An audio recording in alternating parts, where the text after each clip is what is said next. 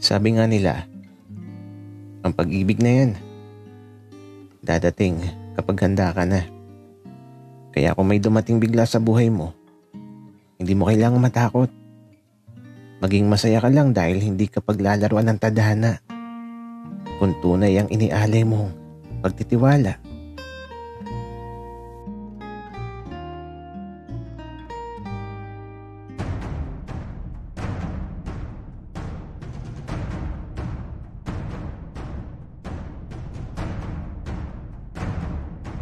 Kaibigan, huwag mong kalimutan mag-subscribe sa aming channel at huwag din kalimutan i-click ang notification bell at subscribe button. Subscribe na!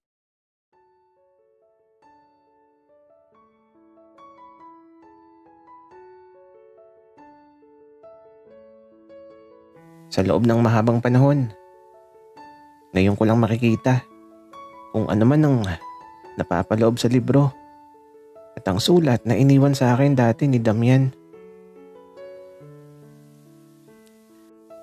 Kinakabahan nga ako habang tinatanggal yung kadena sa libro. Kaya eto, nang matanggal ko na, hindi na ako nagdalawang isip na hanapin ang sulat na inipit ko sa libro.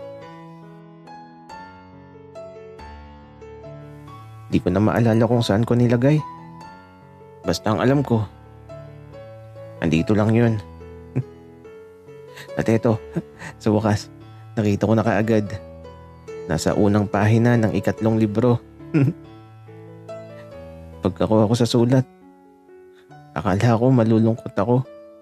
Pero ewan ko ba, napangiti kasi ako. Tapos eto, parang masaya lang. Kasi mababasa ko na yung nakasulat. Natatandaan ko pa noon, hindi pa ako marunong magbasa kaya di ko alam kung ano yung nakasulat dito. Pero ngayon, mababasa ko na din. Kaya naman, nabuksan ko na ang sulat. Isang maikling mga salita ang nakalimbag sa kapirasong papel na alaala sa nakalipas ko.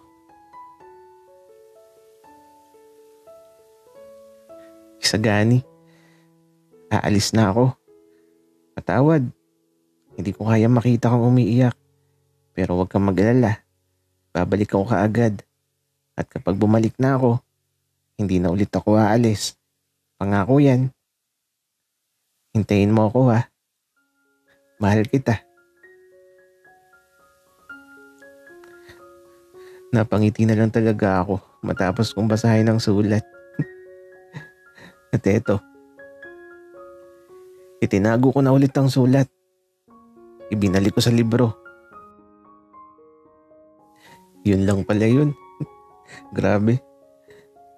Sa nakalipas na 15 taon, ngayon ko lang nabasa ang sulat pero masaya ako.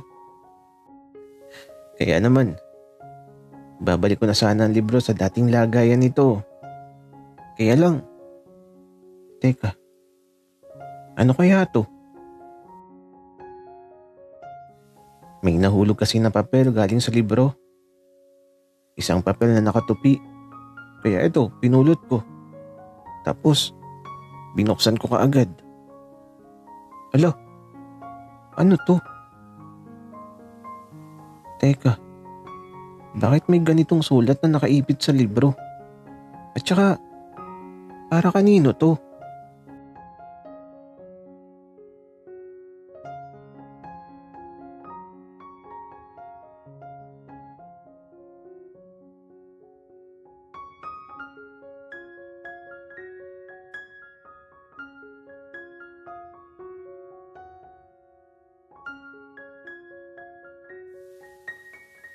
Sa kalagitnaan ng panguhuli ko ng tutubi, nakarinig ako ng umiiyak. Agad ko tong hinanap at dito ko natagpuan ng isang taong di ko inakalang magbibigay ngiti sa simple kong mundo. Hoy, bakit ka naiyak at saka ano ginagawa mo dyan? Tulungan mo naman ako. Naglalakad lang kasi ako tapos nahulog ako bigla dito sa hukay. Tulungan mo na ako. Pakiusap. Natatakot ako sa mga palaka.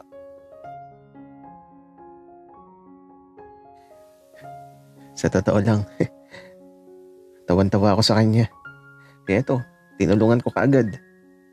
At yung hukay, napakadaming palaka. Alam mo, dapat tumitingin ka sa dinadaanan mo para di ka mahulog sa mga hukay. Tsaka anong pangalan mo at saan ka nakatira? Ngayon lang kasi kita nakita dito. Ako si Alfonso. Diyan lang ako nakatira sa malaking bahay. Baka dito na ako tumira sa lugar na to. Ako naman si Marciano. Dito na ako pinanganak at lumaki. Pero, bakit ka gumagalang mag-isa, Alfonso? Kasi Marciano, naghahanap ako ng bagong kaibigan. Pwede ka ba? Oo naman, Alfonso. Pwede. At kapag nahulog ka ulit sa hukay, huwag ka nang iyak. Hindi bagay sa'yo. Nakakatakot kasi yung mga palaka, Marciano. Tara na sa bahay. Kumain tayo ng tinapay at gatas. Sige, tara. Kaya ito, pinakawalan ko na lang lahat yung mga tutubin na nahuli ko. At ito, sabay na kami nagtungo sa bahay nila Alfonso. Mayaman ang pamilya niya. Tapos ito, masarap yung tinapay na kinain namin. At uminom ako ng madaming gatas kasi ang sarap talaga. At dito na nagsimula ang lahat. Halos araw-araw na kaming magkasama. Naging magka-eskwela pa kami. At kahit sa pagbibinata namin, ito, masayang-masaya lang na para bang hindi lang talaga pagkakaibigan ang meron sa amin ni Alfonso. Hanggang sa isang araw, pinuntahan ako ni Alfonso sa bahay namin. Malungkot na malungkot siya. Uy, Alfonso, bakit? Ano nangyari? Marciano, okay lang ba na dito ako matulog? Alfonso, bakit? May problema ba? Marciano, si ama kasi gusto akong ipakasal sa lalong madaling panahon. Nang sabihin ni Alfonso yun, parang nasaktan ako. Ewan ko ba? At yung kirot, ngayon ko lang naramdaman sa buong buhay ko. Alfonso, wala naman tayong magagawa sa kagustuhan ng tatay mo. Sumunod ka na lang. Baka kasi may mangyari pa sa'yo. Marciano, wala ka bang gagawin? Wala lang ba ako sa'yo? Anong ibig mong sabihin, Alfonso? Kaya lang, mula sa tanong ko, di na siya sumagot. Sa halip, halik sa labi ang ganti niya na eto, nauwi sa di ko maunawaang nangyayari sa amin. Sumabay ako sa daloy ng agos hanggang sa makarating kami sa rurok ng di ko inaasahang masayang sandali ng buhay namin. Alam niyo na siguro ang nangyari. Hindi na kailangang i-detalye. At baka mapagalitan tayo.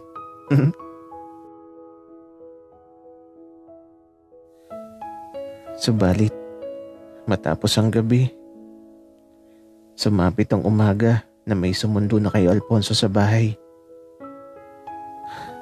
Mga tauhan ng tatay niya. Napilit kinuha si Alfonso. Isang sandaling, wala kaming nagawa. kundi ang pagmasdan ng isa't isa habang papalayo na puno ng pangamba. Huwag kang mag-alala, Alfonso.